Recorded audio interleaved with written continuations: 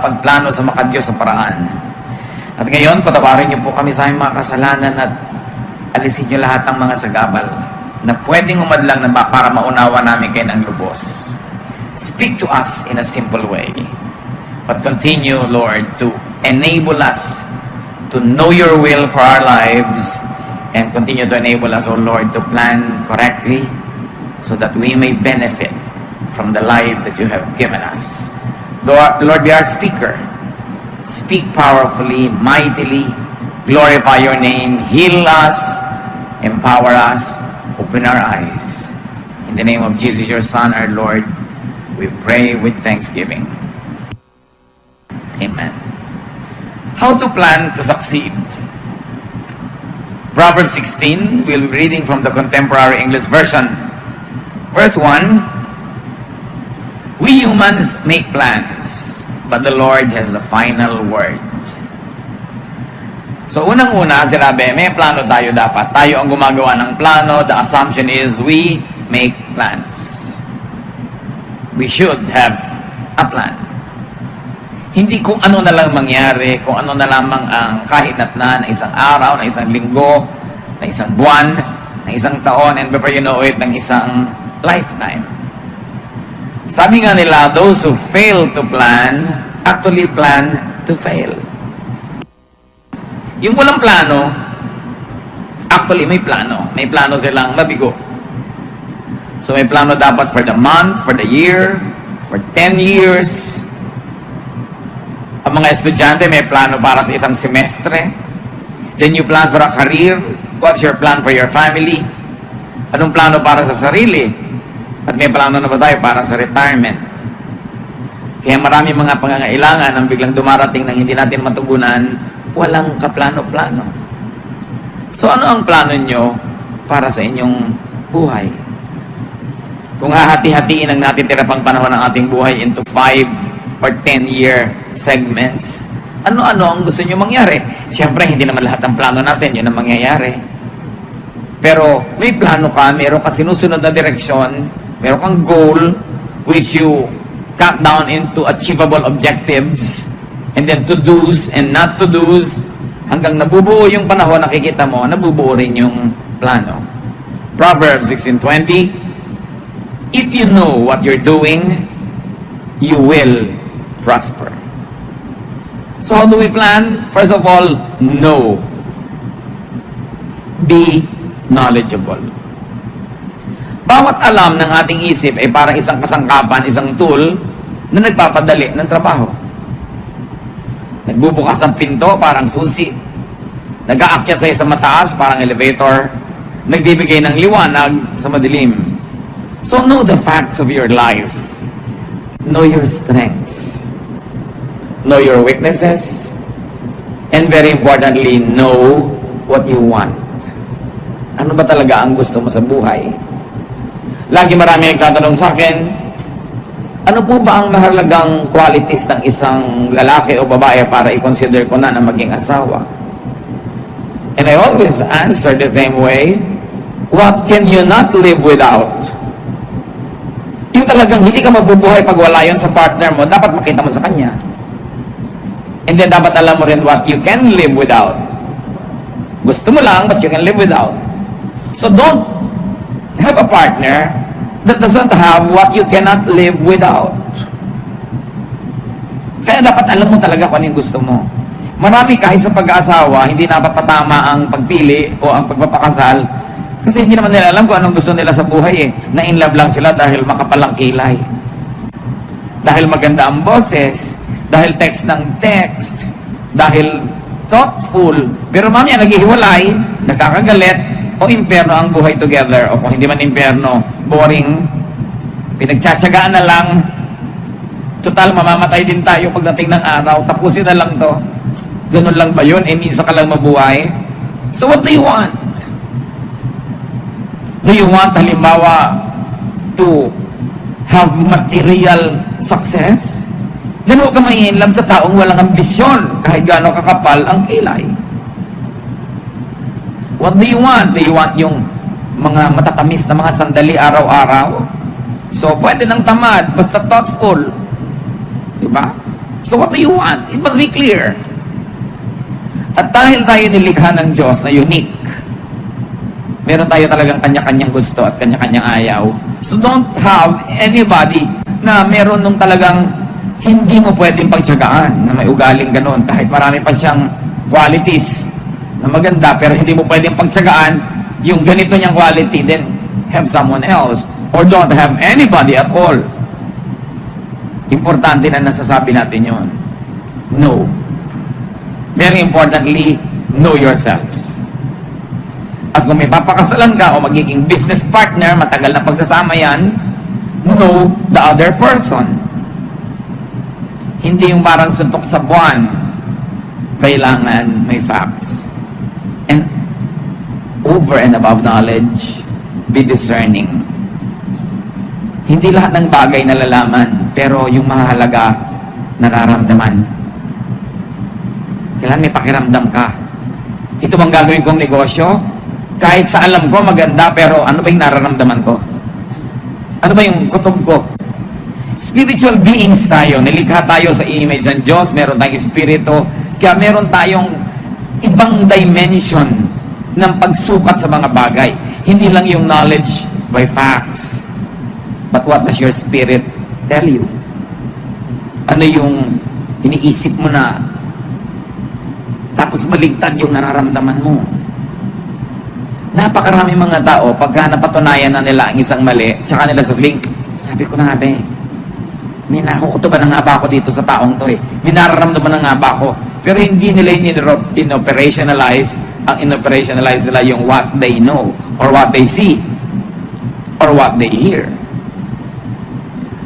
So be discerning. Proverbs 16:25, sometimes what seems right is really a road to death. Kaya lang, halos patay ka na o naghihingalo ka na bago malaman mong mali yung daan na yon. Kaya hindi lang dapat alam, pinapaandar din yung espiritu, yung discernment.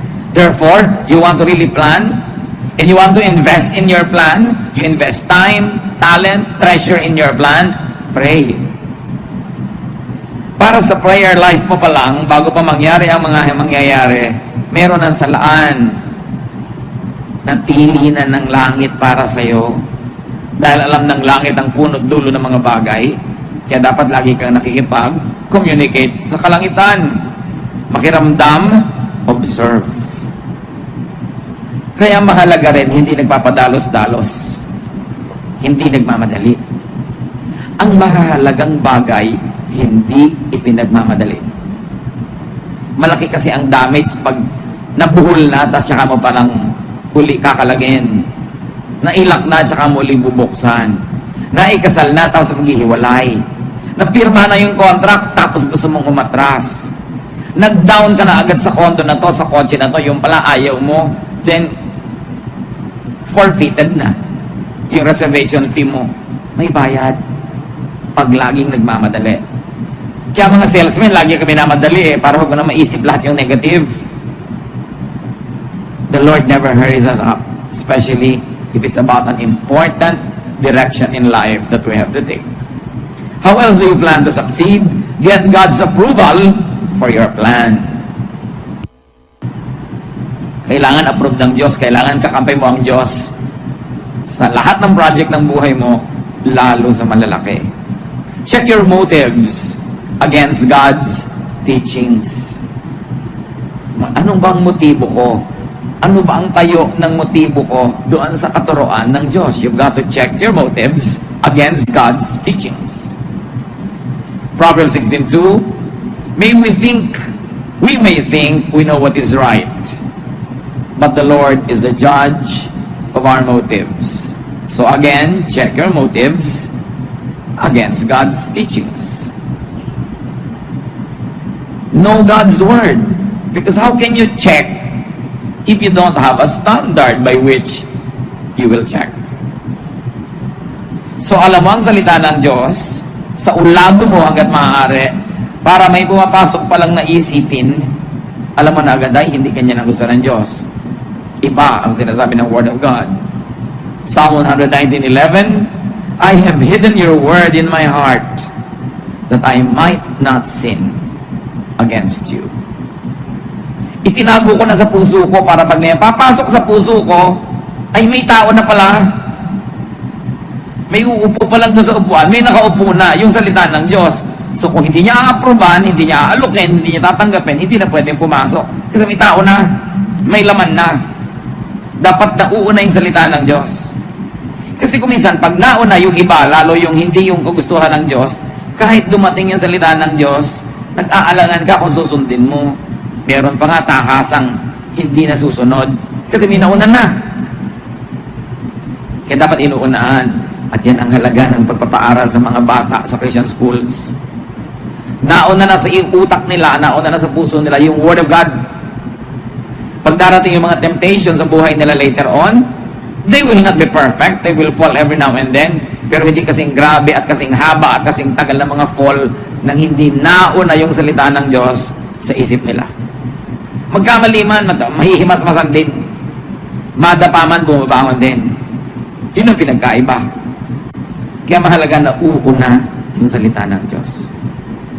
Kaya sa plano natin sa buhay, uunahin natin. Ang unang plano ko, mamuhay ng makadiyos sa paraan. Pag nauna na yon, may darating ay mga ibang offer ang buhay sa'yo, hindi makadiyos, pero tantalizing, attractive. Mare-reject mo na. Kasi may nauna na. Iba yung una. Kahit sa pila, iba yung nasa una, di ba? Talagang malaki yung hold mo dyan.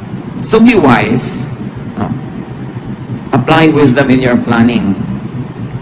Iba ang knowledge, iba ang wisdom.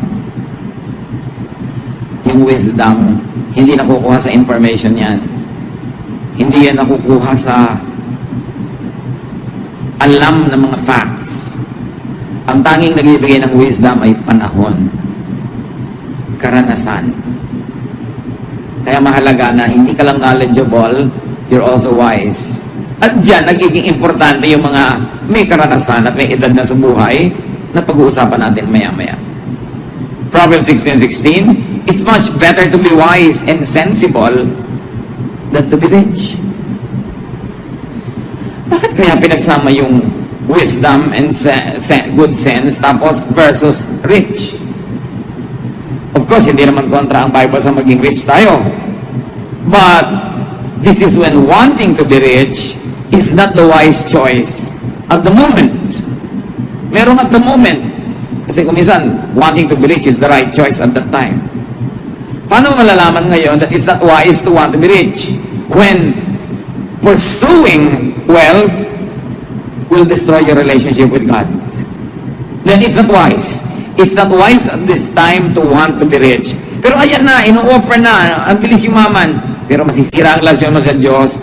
It's better to be wise and sensible than be rich in a way that will destroy your relationship with God.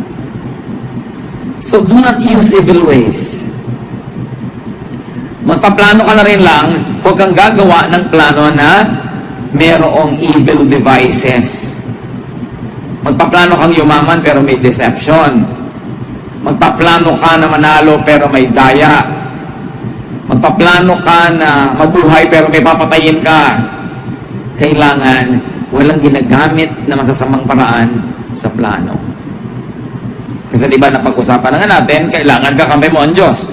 Paano kanya kakampihan kung masama ang plano? Proverbs 16:17, God's people avoid evil ways and they protect themselves by watching where they go. Malayo ka pa naman, nalalaman mo na kung saan patungo yung landas na yan eh. Bihira naman yung biglang-biglang lumiliko sa mali. Usually alam mo na yung direction na yon. Dahan-dahan nagiging malinaw sa iyo na mali yun. Huwag na lang. Atras na lang. It's not worth it to destroy a relationship with God for wealth. Kasi kahit gaano karami yung pera mo, pag hindi ka naman pinayagan ni Lord na ma-enjoy yun, hindi mo rin ma-enjoy yung pera mo. Pero kung kasama ka ni Lord, gusto ka ni Lord pag-enjoy yan, kahit konti lang yung pera mo, na-stretch. Ang daming nangyayari sa konti. Iba na yung nabubuhay tayo sa favor ng Panginoon. Do not be proud in planning. Proverbs 16:18, too much pride will destroy you. So kung proud yung paraan mo ng pagpaplano, Yung nagiging mayabang ka kahit sa sarili mong mga magulang, sa mga pinagkakautangan mo ng loob, sa mga dapat mong igalang, sino magsasabing magtatagumpay ang ganong plano? And never plan for pride. Bakit naman po nagbabalak kayo na ang laki-laking bahay ang ipatayo? Aba, siyempre, para matalo natin yung kapitbahay natin, walang kwentang plano yun. Bakit gusto mong makatapos ang napakataas na pag-aaral? Uho ko ba sa karunungan? Hindi. Para matalo ko yung mga pinsan ko. Pinakamataas ang title ko. Bakit naman kailangan natin ng kotse? Para makapagyabang tayo. Kahit sa ministry. Ba't kailangan natin magpatayo ng laki-laking building? Para kung pagyabangan pala yung iba, para patunayan mong ikaw yung pinakamahusay, walang kwenta yung ganung plano. Hindi ibig sabihin na pag gusto mo ng malaking bahay, o kotse, o education, o magandang church building, masama yung plano mo. Ang sinasabi natin, yung laman ng kalooban mo, yun ang alam ng Diyos. Kasi sa labas mukhang maganda yung plano, pero yung pala yung loob, bulok, may ibang hidden agenda, doon naman tumitingin ng Lord sa puso. Kaya dapat tinetest mo ang sarili mo against God's word and against your own conscience. Ito bang pinagsasasabi ko ay totoo? Ito ba ay tama? Gusto ko ba talaga na maging excellent only because I like to serve God excellently? O gusto ko magpa-impress? May isang ayaw na ayaw ang Panginoon, yung pride. At ang mga taong proud, laging hirap ang loob. Kasi una, takot silang hindi magtagumpay dahil gusto nilang i-maintain yung pride nila. O kaya hindi sila matahimik dahil lagi nilang binabantayan yung achievement ng neighbor nila, baka sila malampasan. Hindi sila peaceful kasi lagi sila nakikipag-compete. Kaya it's much better to be humble. Yung hindi mo itinataas ang sarili mo, tapos hindi ka nga tumaas, o di walang sisihan. Wala kang dapat itago, wala kang dapat pagtakpan. Relax ka lang. Mahirap yun, nagme-maintain ka nang hindi mo kaya. O lagi kang natatakot na baka hindi mo na ma-maintain next time. So don't ever leave space for pride when you plan. So pag nagpaplano tayo ngayon mga kapatid, tinatanungan natin, para ano ba to? Para papangyabang? Do not plan with ungodly people. Psalm 1:1 says that, blessed is the man who does not walk in the counsel of the wicked, nor does he stand in the way of sinners, or sit in the seat of mockers. Pinagpapala ang mga taong hindi nakikipagmabutihan, nakikisangkot, nakikisa sa mga masasama. Damay-damay kasi yan.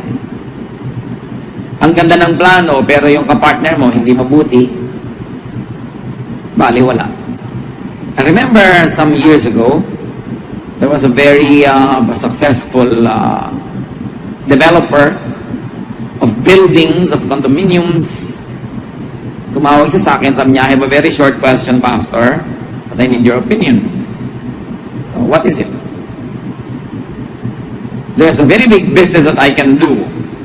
And I support missions and missionaries and churches. And out of this project, I can support so much more of God's work. But there's only one question that's in my mind. So what's the question? The potential business partner is a man of another religion, a religion that we really cannot accept. We cannot even tolerate, not accept it. It's so different from the way we believe. And he also is very supportive of his religious missionaries. Sabi niya, so the business will be good for both of us if we are friendly in the boardroom. And what is your counsel? So sabi ko, okay, kikita ka ng maraming pera, makakasupport ka maraming missionaries and churches. Pero yung kapartner mo ganun din, makakasupport din siya ng maraming missionary and churches sa kakontra ng church natin. So magkaibigan kayo sa boardroom pero ang mga missionaries siya nagbabakbakan sa mission field. I don't think it's a good partnership. It was billions of pesos and this guy just canceled it. So kami niya, yes, I suspected that that's what you'd say. So called off yung plano. Kasi yung mga kapartner, hindi ka lugod-lugod sa Diyos. Lalo naman yung magpapakasal ka, partnership yun. Kasi yung partner mo, hindi ka lugod-lugod sa Diyos para sa'yo, huwag kang matakot mag-cancel kahit may imbitasyon na. Na-print na po yung invitation eh. I-refund na lang kita, anak. Huwag mo na lang ituloy yung kasal. Magkano ba yung imbitasyon mo? Kung yung dahil lang ganun, mapapahiya po kami. Mapapahiya din kayo pag naghiwalay kayo 5 years from now. Ngayon na kayo magkahiyaan para hindi lumaki yung damage. Tayo mga anak ng Diyos dapat free. Hindi ka napipilitang gumawa ng isang bagay dahil lang kahiyaan, dahil lang kasubukan. Behave like free people. We have been redeemed by the blood of Christ to be free. Ayaw mong kainin yung isang bagay, kakainin mo dahil nahihiya ka. Pwede mo nang sabihin thank you very much, I appreciate the idea, pero I really don't like to eat this. You're a free person. Basta polite. Hindi ka makakasakit needlessly. Hindi ang dami-dami mong ginagawa na lapag sa kalooban mo na para kang isang alipin. Hindi ka na alipin kay Jesus. Reviewin nyo, anong mga pinagkagagawa nyo na ayaw nyo naman? Set yourself free. Truth sets free. Jesus sets free. Basta yung the way you set yourself free is not hurtful to anybody or destructive. Pero tiyan mo yan, ikaw dapat pumili kung anong gusto mong ilagay dyan. Katawan mo yan, ikaw pumili kung saan mo gusto pumunta, sa libing, sa kasal, sa anong event, hindi yung nakakahiya namang tumanggi. Nabubuhay ka para maging matulungin, pero hindi ka nabubuhay para pagbigyan ang lahat ng gustong ipagawa sa iyo ng tao. Yung sunod-sunuran sa napakarami mga tinig, yun ang maliligaw sa buhay. Yung ginagawa lahat ang gusto ipagawa sa kanya ng kapwa, yun ang walang magagawa para sa sarili. Kaya kailangan, free ang tao. And you are free not to pursue any relationship that is ungodly. Kahit may mga sabit-sabit na dyan, ayusin na lang. Pero hindi dapat ituloy dahil lang napasubo na. Sabihin din po ba kung saan nadapa doon tumayo? Ang ibig sabihin talaga doon tumayo ka. At yung pinagkadapaan mo, iwan mo para ka makatayo. Whatever it is in your life. I feel so strongly inside of me, mga kapatid, na kinakausap ang Panginoon sa message na to. Dito mismo sa hall na to. Be free. Hindi kailangang ituloy ang pakikipag-partner sa hindi dapat. Sa hindi karapat-dapat at sa hindi marapat. Proverbs 16:29, don't trust violent people. They will mislead you to do the wrong thing. Hindi basta-basta nagtitiwala. At kung nagtiwala ka man, nakakita ka ng dahilan para bawiin ang tiwala na yon, bawiin mo. Hindi ka kailangang mapasubo. At tulad ng binagay natin kanina mga kapatid sa pagpaplano, listen to and get wise advice. We have said, and let me repeat it, wisdom is not knowledge. Wisdom is not information. Wisdom is time, experience, age, filtered by wise and prudent remembrance. Kailangan natututo tayo sa bawat pagkakamali. Kaya ang daming mali, yun ang may potential na maging napakatalino. Liban na lang kung paulit-ulit yung mali. Tulad yan, merong isang aeroplano na nagkaroon ng miscalculation sa pagland sa airport, nasa mga dyaryo. Nakabalandra ang aeroplano na 3 araw doon. May nagtanong sa akin kanina, kung kayo ang presidente ng kumpanyang ito, will you fire the pilot? Will you fire the pilot? Say ko, well, dalawa pwede mong gawin, fire or not to fire. If you fire the pilot, maybe it's good for your company, but maybe it's also bad. Kasi gaano ba naman karaming pilot ang nakakapaglanding ng mali at nagbuhay? Therefore, may karanasan na ang pilot na ito sa pagkakatuto na hindi nararanasan ng iba. At kung matututo siya sa karanasan na to, this will be the best pilot ever kasi naranasan na niya yung mistake if he learns. from such mistakes. So siguro, reviewin ko yan. Ang pagkakamali ba niya was deliberate, no? Na pagsuway sa standard procedures of landing. Kung sinadya, tinigasan ng ulo na pagsuway doon sa standard procedure, then maybe I'll fire him. But if it's an honest human error, the more error you commit, the less error you will commit again.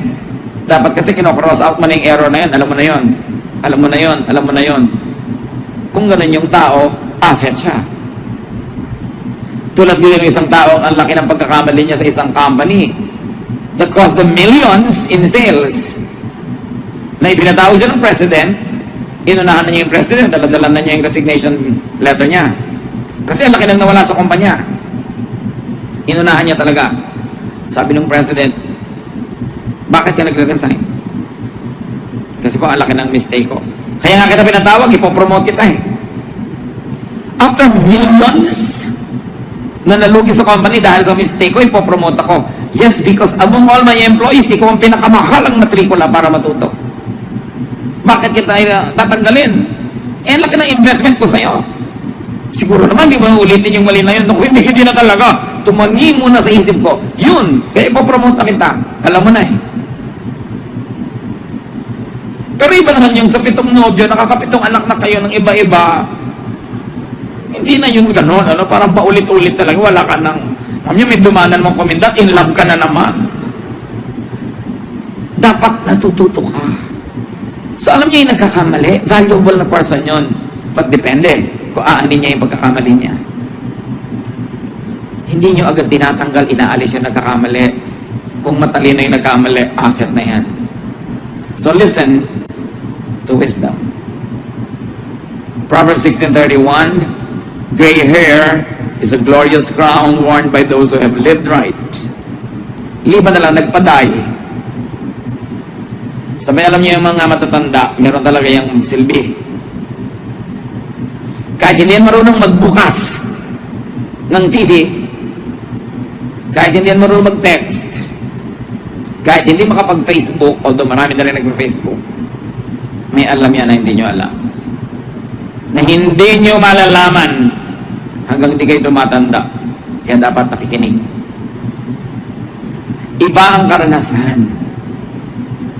Iba yung karanasan na hinubog ng panahon. Sinala ng paglilini-lini at pagninilay-nilay. At pagkatapos, parang napakaraming nyog na kinudkod, ginata, naging latik. Ang dami mga latik na karunungan na matatanda. Ikaw nyog pa lang dahil bata ka pa. So mahalaga makinig. Huwag magpapadalos-dalos. At mga anak,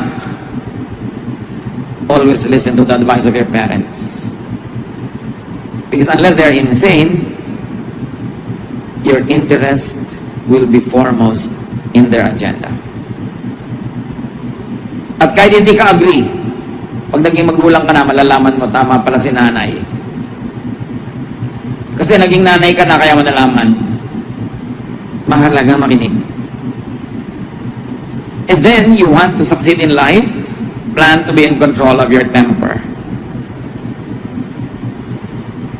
Put your temper under control. Proverbs 16:32, controlling your temper is better than being a hero who captures a city. Mas dakilang accomplishment yung mapigil ang sarili kesa ibulalas lahat ng galit sa panahong naiisipang magalit. Many plans be scary due to temperamental outbursts. Many good things are lost because of a lost temper.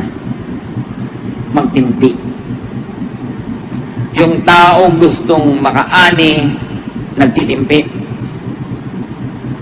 Ang aso pag tinapakan nangangagat, ang ahas pag nagulat tumutuklaw, ang taong makadiyos nagtitimpi.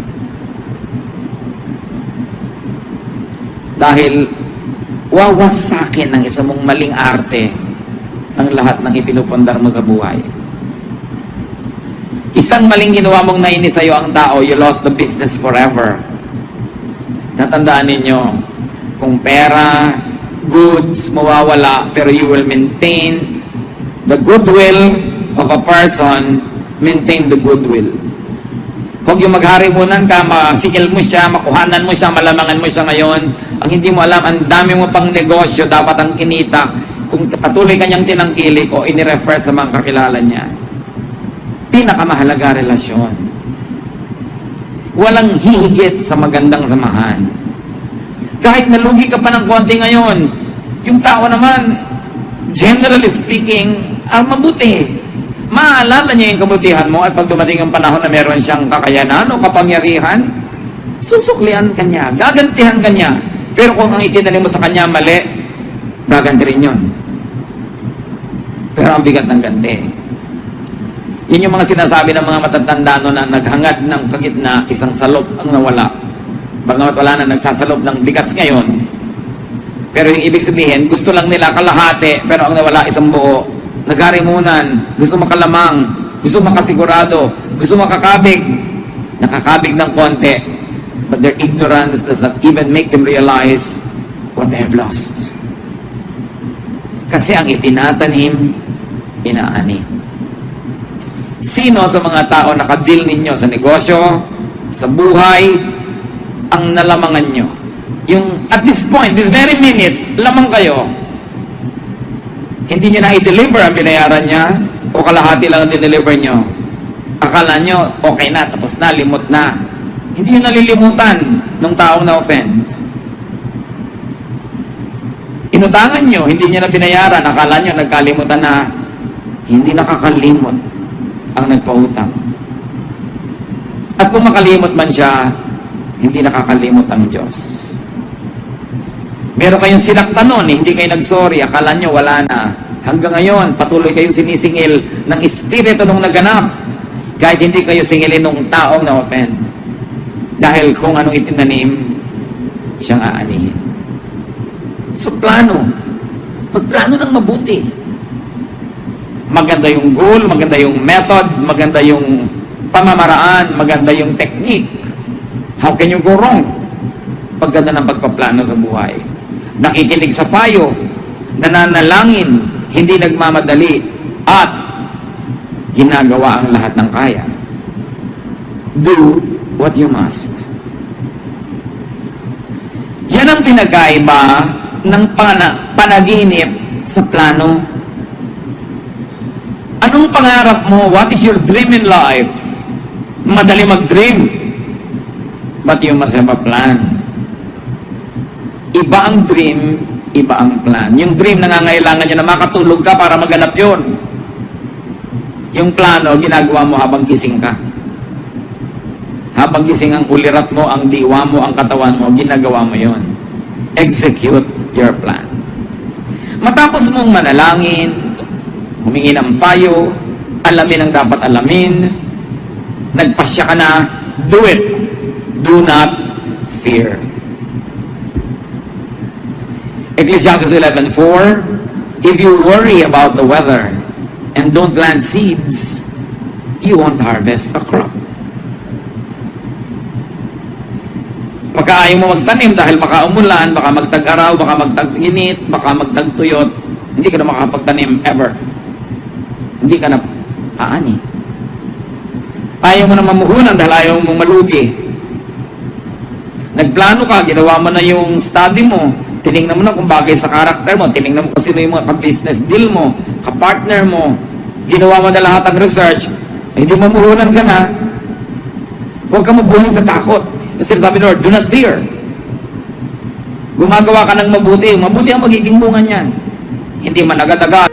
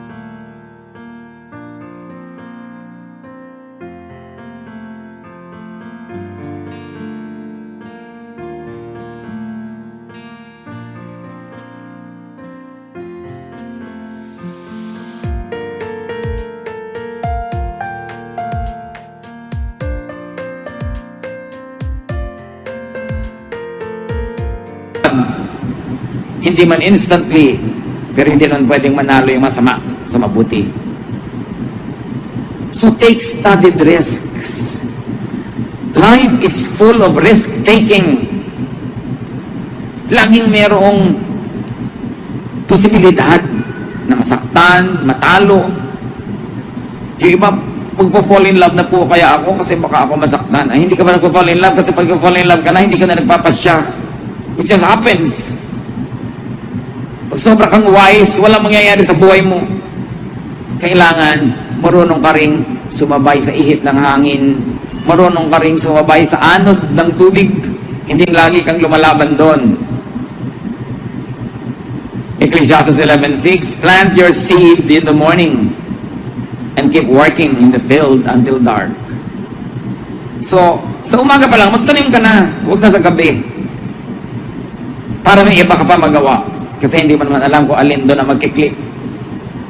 So, habang may oras, gawin.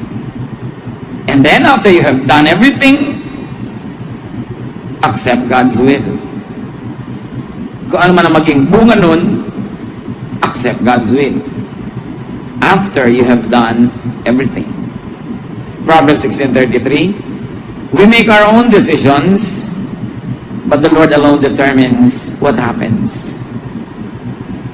Alam mo na hindi ka nag-atraso sa Diyos, wala kang knowingly nilabag, ginawa mo na lahat. Sa tingin mo, hindi pa rin nag-click. Tingin mo lang yon. Maghintay ka. Kasi ang itinanim, inaani. At kung ano man ang ani mo sa oras na ito, learn to be contented. But remember, learn to be contented after you have done your best, not before. Nagawa mo na ang kaya mo, doon ka palang magiging kontento. So plan as you are gifted by God. Dapat ibinabagay mo sa mga ibinigay na kakayahan sa iyo ng Diyos ang plano mo. Know your limits. Respect your limits. And then cultivate your potentials. May mga limits talaga eh. So halimbawa talagang isinilang ka at tumanda ka na 4'6" yung height mo, siguro dapat tanggalin mo na yung plano maging Miss Philippines. You know your limits. Diba? Baka maging pwede kang Miss something else. Pero yung kasing contest na yun, may standard yun na hindi yun ang abot ng limit mo. May kanya-kanyang limit ang tao. Alam niyo kung bakit may limits? Para tumali ang pagpili mo kung anong paplanuin mo sa buhay. Titingnan mo lang yung limits mo. Bagamat hindi lahat ng limits, hinahayaan mong i-limit ka niyan forever. May mga limits na nalalampasan naman pala pag nagsikap ka eh. Like yung alam, napapatalino mo naman sa sarili mo kung talagang practice ka ng practice. Pero meron talagang limit na alam mong limit ko, limitation ko to. Therefore, dumali na ang pagplano ko kasi hindi ko na ipaplano yan, iba na lang. Para sa kabutihan mo rin yun, para hindi ka na malito. So, alam natin yun na ang Diyos ang nakababatid ng lahat. So do not plan to be someone else. Plan to be yourself. Don't plan to imitate someone na dapat sa ganitong edad, makopya ko na yung accomplishment ng tito ko. Dapat sa ganong edad, magkopya ko na yung ganong-ganon. No, don't do that. You will be oppressed. Kawawa yung mga tao na ang plano ay kopyahin yung kapwa. Sila nangyari lang, likas sila kasing ganon. Ikaw naman, trying hard talaga. Lumalangoy kalaban sa alon. Tumatakbo kalaban sa hangin. You are defying gravity para maging isang ibon. Eh yung ibon talaga siya, madali sa kanyang lumipad. Eh di palaka ka, di tumalon ka. Mahirap din naman sa ibong tumalon. So, may kanya-kanya. Gaano sa ating karami ngayon hanggang ngayon mga kapatid, baka hindi natin alam, may kinokopya lang pala kayo. Lumaya tayo dyan. Magkakaiba tayo. Magkakaiba ng gift ng Diyos. Magkakaiba tayo ng destination at destiny. Magkakaiba tayo ng dapat maging. Sabi nga ni Shakespeare, desiring this man's art or that man's scope, with what I most enjoy, contented least. Kahit ang galing-galing mo, pagka you covet someone else's talent or someone else's life or lifestyle, you'll be miserable. And usually, people destroy those that they want to imitate. People want to destroy those that they envy.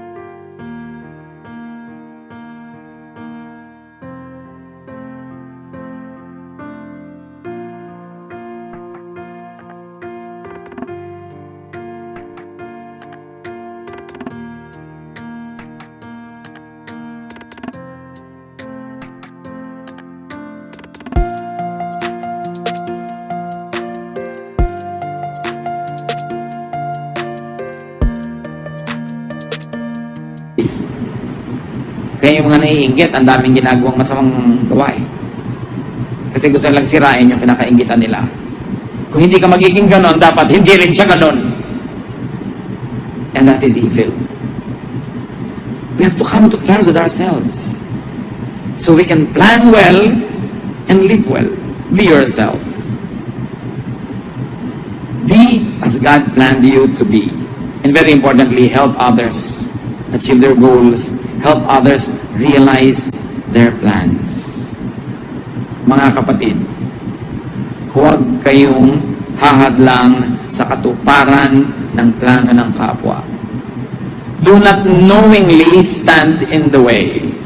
Do not knowingly stunt people's attempts. Do not knowingly be a hindrance. God will be your opponent because God has a plan for that person. And don't stand in the way because the Lord will tolerate no such kind of enemies. Mag-review tayo, baka may mga taong nakahadlang tayo sa plano nila. Alam niyo ba na kumisan magulang mismo ang hadlang sa plano? Gusto ng anak maging ganito, pero gusto ng magulang maging ganon siya. Yung tao nakakaalam ng sarili niya, ng talent niya, ng hilig niya, pero i-impose ng nanay, kailangan maging dentist ka. Lahat ng kapatid ko, dentist. So, sinong naging sagabal sa katuparan ng plano ng anak? Ang nagmamahal na magulang. Kasi mali ang pag-define niya ng pagmamahal. Ang mga tita mo, mga successful dentist, gusto ka maging successful ka rin, therefore maging dentista ka.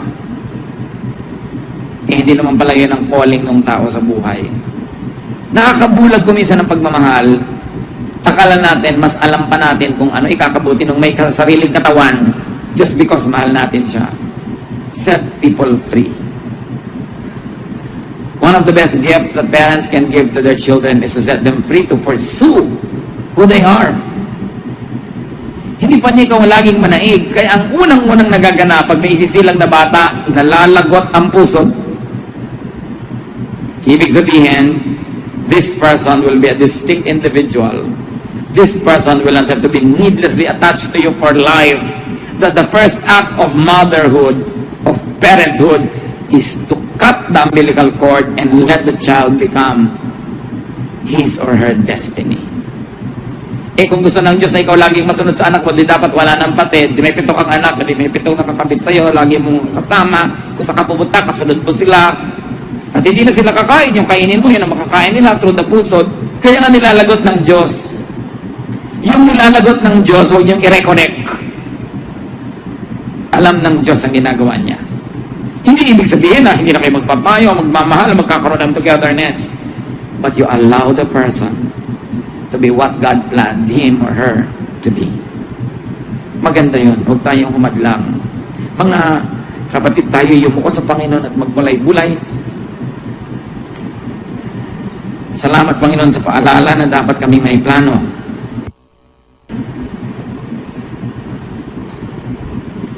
Salamat din sa paalalang hindi kami dapat maging sagabal sa plano ng iba, maging ng mga anak namin o mahal sa buhay. Do turuan mo kami hindi lang lumaya, kundi magpalaya rin ng aming kapwa.